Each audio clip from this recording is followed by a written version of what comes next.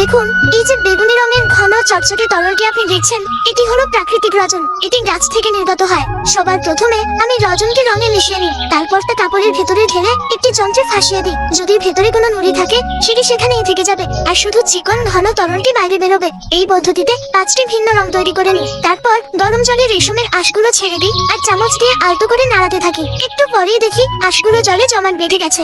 এরপর সেগুলোকে হাতের চুরকিতে বেঁধে ঘোরাতে থাকি। ঘোরাতে শুরু করলেই দেখি রেশম গোল হয়ে জমতে থাকে। এবার গরম জলে অল্প বেকিং পাউডার মিশিয়ে আবার গরম করি। যখন এটি ভালো করে গরম হয়ে যায় আর ফুলতে শুরু করে, তখন বের করে সরাসরি ঠান্ডা জলে ফেলি আর রোদে শুকানোর জন্য রেখে দিই। এতে এটি আরো বেশি চিকন আর নরম হয়ে যায়। তারপর সুতো কেটে কাঠের ফ্রেমে ফাঁসিয়ে ব্রাশ করে সোজা করি। এরপর হাতে অল্প ময়দা লাগিয়ে তামার তার ফাঁসিয়ে ছোট ছোট টুকরো করে কেটে নিই। তারপর এই তামার তারটাকে গোল গোল করে পেঁচালে সেটা ধীরে ধীরে ফুলের মতো হয়ে যায় আর দেখতে খুব সুন্দর লাগে। একইভাবে প্রতিটির সঙ্গে আবার এই প্রক্রিয়া বারবার করি। তারপর লোহার টুকরোকে আগুনে তাপিয়ে গরম করে পাখার উপর রাখলেই সেটি আটকে যায়। একইভাবে সব পাখার কাজ শেষ করি। আটকে যাওয়ার পর ঠান্ডা জলে ফেলে দিই। তখন ওই পাখাটিকে যে কোনো আকারে বাঁকানো যায়। তারপর পাখাগুলোকে তাদের আকারে বাঁকিয়ে ইচ্ছে মতো কাটি। এরপর রঙিন সুতো এনে সবগুলোকে সুন্দর ফুল বানিয়ে দিই। আগে যে রঙগুলো তৈরি করেছিলাম সবগুলোতে অল্প জল মিশিয়ে নিই। মাত্র 1-2 ফোঁটা জলে দিলেই তা পুরো টব রঙে ভরে দেয়। তারপর সবুজ রঙের ভেতরে বিভিন্ন ফুল ডুবাই, যাতে সেগুলো সেই রঙের হয় আর আরো সুন্দর দেখায়। এরপর ছোট ছোট পাপড়ি নিয়ে তাদের আগায় বিভিন্ন রঙের নকশা বানাই। তারপর সবগুলোকে সুতোর সাহায্যে ফুলের আকারে গেঁথে দিই। সবশেষে একটি কাঠের সঙ্গে